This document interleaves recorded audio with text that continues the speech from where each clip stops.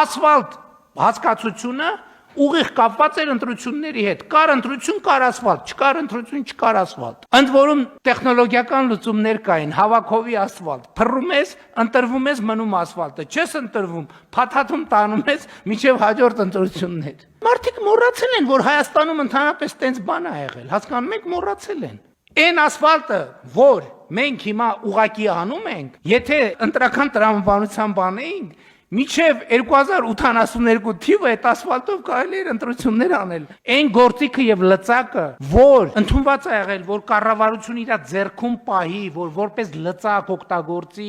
քաղաքական նպատակներով, մենք այդ գործիքը տալիս ենք